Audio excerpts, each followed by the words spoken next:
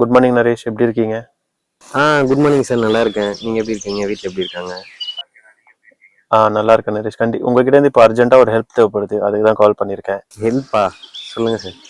அர்ஜென்ட்டாக ஒரு 10 lakh rupees தேவைப்படுது நரேஷ். கிரெடிட் கார்டு வந்து பிளாக் ஆயிடுச்சு, அர்ஜென்ட்டாக அங்கேயும் ரெடி பண்ண முடியல. பேங்க்லேருந்து ரீபே பண்ண சொல்லி டார்ச்சர் பண்ணிட்டு இருக்காங்க. புரியுது சார். இப்போ நம்மக்கிட்டேயே எந்த ஃபண்ட்ஸும் இல்லை, உங்களுக்கே தெரியும். இல்லை நரேஷ், எனக்கு புரியுது. பட் தீபாவளி டைமில் பிஸ்னஸ்லையும் கொஞ்சம் லாக்காக இருக்குது. ஸோ உங்களுக்கே தெரியும் இல்லையா, துபாயிலேருந்து ஒரு 2 crores ஃபண்டிங் வர வேண்டியது இருக்குது. வந்த உடனே கண்டிப்பாக நான் உங்களுக்கு ட்ரான்ஸ்ஃபர் பண்ணிடுறேன், செட்டில் பண்ணிடுறேன். ஸோ இப்போதைக்கு கொஞ்சம் ஹெல்ப் பண்ணுங்கள், கண்டிப்பாக உங்களால் முடியும். புரியுது சார். நம்மளே ஃபண்ட்ஸ் வந்து இப்போ ஃப்ரெண்ட்ஸு கொஞ்சம் க்ளோஸாக இருக்க ஆளுங்கிட்ட கேட்டு தான் அதை தான் நம்ம ரீபேமெண்ட் பண்ணிகிட்ருக்கோம்.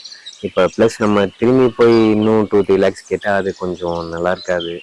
உங்களுக்கு புரியும்னு நினைக்கிறேன். உங்களை தான் முழுசாக நம்பியிருக்கேன் நரேஷ், உங்களை தான் முழுசாக நம்பியிருக்கேன். உங்களால் மட்டும்தான் முடியும், கொஞ்சம் ஹெல்ப் பண்ணுங்கள் ப்ளீஸ். அது புரியுது சார். நீங்கள் கரெக்டாக ரீபேமெண்ட் பண்ணிடுவீங்க, இன்ட்ரெஸ்ட்டோட கரெக்டாக கட்டிடுவீங்க, அந்த ட்ரெஸ்ட்லாம் எனக்கு இருக்குது. பட்டு சரிங்க சார், நான் கொஞ்சம் ட்ரை பண்ணுறேன். நீங்கள் வந்து இதை கன்ஃபார்ம் பண்ணிக்காதீங்க. முடிஞ்ச அளவுக்கு நான் என் பெஸ்ட்டை ட்ரை பண்ணி தரேன் சார்.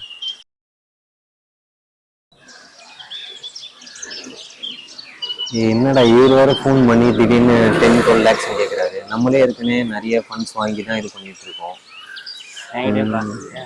நம்புறேன்னு வேற சொல்றாரா, அது ஒரு மாதிரி இதுவாக இருக்கு.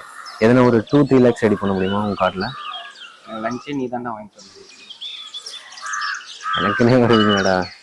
சரி, ஓகே, நம்புறாங்க. நம்ம முடிஞ்ச நம்ம பெஸ்ட்டை பண்ணுவோம்.